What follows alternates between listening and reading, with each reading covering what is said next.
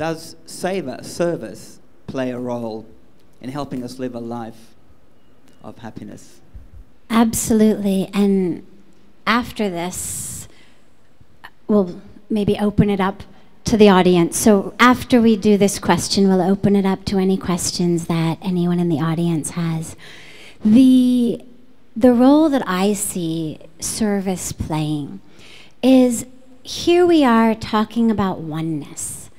Yoga means union, and we've spoken so much over these days about that union, about the oneness of us with all of creation, about how this physical body, this concept that this is who I am, is an illusion. That this is simply the container that I is using at this moment to have this experience of awakening, but that actually there's no place that I end and you begin, because we're all spirit, we're consciousness, we're love, we're energy, whatever word you use. They're all getting at the same concept, whether we say God, whether we say divine, whether we say spirit or universe or love or energy or consciousness. We're talking about the same thing. Now, with service, here's the beautiful role that service gets to play.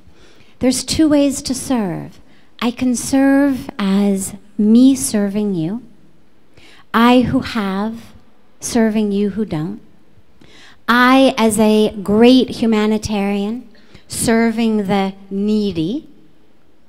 Well, that just emphasizes the separateness. That's not real service.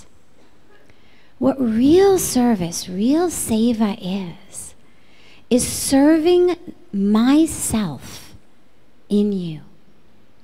Can I see you as me? If I trip and I fall and I injure my right leg, the left leg picks up extra weight. We call that limping. No one has to say, oh, wonderful humanitarian, great left leg. Would you mind picking up some extra weight? The left leg is not waiting for some humanitarian award or gold star. It does it because it understands intuitively the right leg is self. And if I trip and injure my right leg, week after week after week, the left leg is not going to say, you know, enough, like I've done this already. Why always me? I just limped last week. Tell the right leg it should pick up some extra weight, like I'm over. The left leg will limp and limp and limp, week after week, because it knows, week after week, the right leg is self. And that's the model for our service. It's not about martyrdom. It's not about the poor left leg. It's about self. If I get an itch, I'm going to scratch it. My right arm can't scratch its own itch. It needs my left fingers to scratch it. And again, nobody has to say, oh, wonderful fingers, would you mind? I know you were happy on the couch, but could I bother you for just a moment to scratch me over here? It's one, it's self. And that's the opportunity we have in service. It's not that I need a sticky note on my computer that reminds me to perform random acts of kindness, or that I need to remember to be compassionate, but that my practice becomes seeing myself in you, and therefore serving myself in you. And with that practice, it becomes about much more than service. Then it's about oneness. Then it's about real yoga. Then it's about, as Bruce was speaking, this incredible healing of the universe, because then no, I'm not going to make choices to eat food that's pulling food out of your mouth. I'm not going to make choices that's pulling the water out of your field. I'm not going to make choices that are destroying the natural world. Not because I'm a great humanitarian or even a great yogi, but because it's all self. And because every tree that is felled, every starving child, every farmer with a desiccated field, they're me. And I'm going to serve them the same way that I limp for myself and scratch myself and feed myself and care for myself. And that's the opportunity that we're being given. Thank you. Well, being a biologist, I want to talk about a different aspect of service, but it's the same thing, because my dear friend Sadhvi was talking about service and how we can influence the world around us. I want to give you an interesting biological insight about your own personal consequence of being in service. And basically, it has to deal with the DNA in your cells. I say, what does that mean? I say, well, the DNA is the genetic code.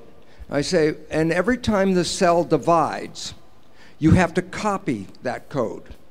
And so if I can try to make an image with my hand here, imagine my arm is the DNA. And I say it's time to copy it. There's a protein, so let's say the microphone, okay, thank you, that my hand is the copying device. It's like a train on a railroad track. As the train moves down the DNA, it leaves behind a copy of the DNA it just rode over. I say, well, that's really cool, except guess what? When the train gets to the end of the DNA, it can't copy the part where the train is sitting on it. So it copied everything all the way up to here, but can't copy this piece. So when I copy it, the new piece is shorter than the original piece. And so every time you copy, every time the cell divides, the DNA gets a little shorter than it did before. And I say, well, why is this relevant? Because if you make a shorter piece of DNA when you copy it, then every time you're copying it, you're interfering with the genetic code. So it's like, well, nature would say, oh my God, if every time the cell divides, pretty soon I'll chop that DNA up and I'll have a problem. But nature, of course, being quite intelligent, adds a piece of DNA at the end that is not the gene. It's just an extension. It's called a telomere. You may have heard the word telomere.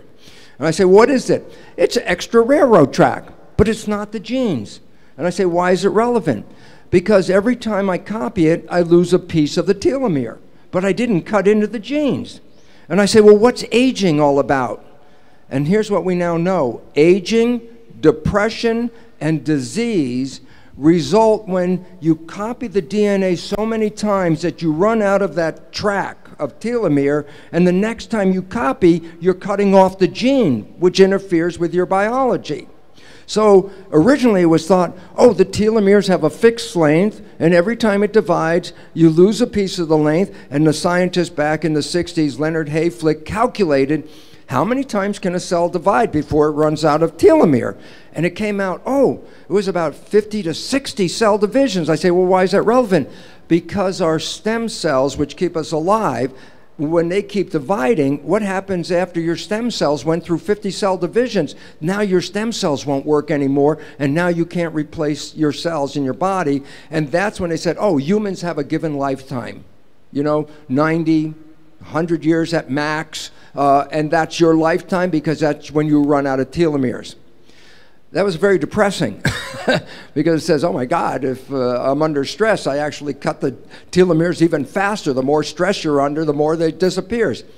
Now, and it was because of, again, a woman scientist, because they always come up with the neat stuff that the men are not looking at. A woman scientist found there was an enzyme called telomerase, telomerase. And I say, what's that enzyme? It adds the length of the telomere. So as the cells are dividing, if you can activate this enzyme, it will extend the telomeres so the cells have a relatively unlimited lifespan. And so the relevance is the belief that we only live 100 years is mainly a consequence of not being able to continue to extend the telomeres in a normal person. So they started to find out, well, what influences the telomere? Well, the biggest thing is lack of love. If you have a lack of love, the feedback will shut off the telomerase enzyme. If you have stress in your life, stress shuts off the enzyme. If you have no gratitude or appreciation of life, it shuts off the enzyme. Why? Well, if you don't like life, then why give you extra life? That's the enzyme is just responding. But now it comes down to the opposites of those. Love and self-love, which is most critical, is one of the big drivers of telomerase. Gratitude and joy of being in this world enhances the enzyme. Why? If you love the world, you want more, and the cells will give you more. But now, and it's a beautiful question, the most important contributor to telomerase activity is service. That you are doing something on this planet, you have a mission to do something, and that your nervous system is telling your cells, I'm not ready to go, I have a job to do. And caregivers, for example, live an extraordinarily longer, healthier life than other people. Why? A caregiver's mentality is, I have to service and help these people, and therefore I cannot leave yet, and I have to be healthy. The feedback from the nervous system to the cells activates telomerase.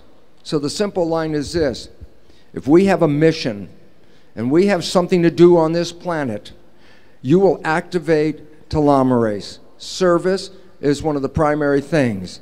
So it says if you're just meandering through the earth, nice, you're going to end around 90. But if you're in service to the world, you can extend your life. And right now, biologists somewhat agree that our minimum lifespan is 140 years.